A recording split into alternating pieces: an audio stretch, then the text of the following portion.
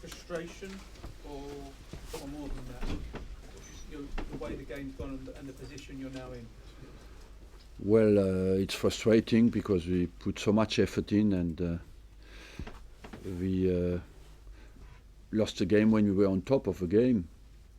And if you watch the game again, you will see that at the moment we were 2-0 down. We should have been 2-0 up. And at the end of it, I think we had a very difficult start. We were on top of a game. And we, the 2-0, of course, gave them confidence to defend well, and that's what they did for the rest of the game. It's very frustrating because we put a lot of effort in, had a great attitude, but we come out with no points. And as well because we were not efficient in the zones where it matters, at the front and at the back.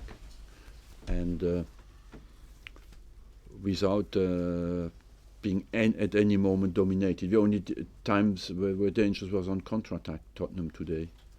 And if you are dominated and they create chance after chance, okay, you can accept it, but today it was a strange game to lose. Did you feel let down by the defence today on those 2 quick goals? I will have to see it again. We certainly were not lacked cautiousness on both goals because there was no pressure on the ball and we didn't cover. Arsene, how big a challenge is it for this team now to finish in the top 4? It was a massive challenge, massive, because I said before the game we couldn't drop these points today, and I maintained that after the game, and especially the way the game went. It's difficult to understand how you can lose games like that. Well, you lose games like that if you make those sort of mistakes, don't you? I mean, there was a warning shot 15 minutes before the goal when Bale nearly went through, and you didn't learn, and international experienced defenders you would hope would learn. Yes, ideally you don't concede goals at all.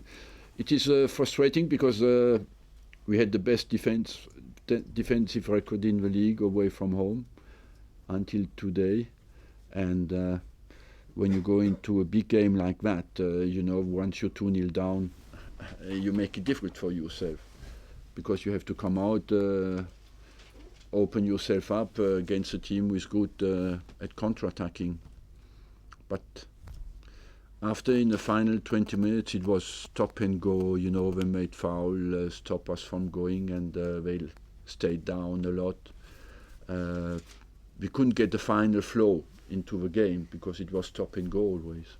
Arsene, it seems to keep happening that you lose 2 goals in quick succession, often in the first half of matches. Often seems to happen they concede similar goals. Yeah, it happened to us many times this season and only in big games. Why does it happen? It's difficult. There's no common thing in all the games. Every time it's a different problem. But of course, after you make it difficult for yourself, and I cannot fault the attitude or the effort that the team produced and the spirit the team has shown. But you give yourself a mountain to climb every time in a game of that magnitude. Last one, guys. Arsene, there was one story in the Sunday newspaper, in 2 Sunday newspapers today, about a Middle East consortium investing in Arsenal, potential takeover. Do you know anything about it? And either way, are Arsenal in the position that they're in vulnerable to people interested in buying the club? To the first question, I don't know anything about it. I heard that like you, certainly, or some of you. And secondly, you're only vulnerable if you want to sell and you need money. So that doesn't concern me at all. That's down to the owners, and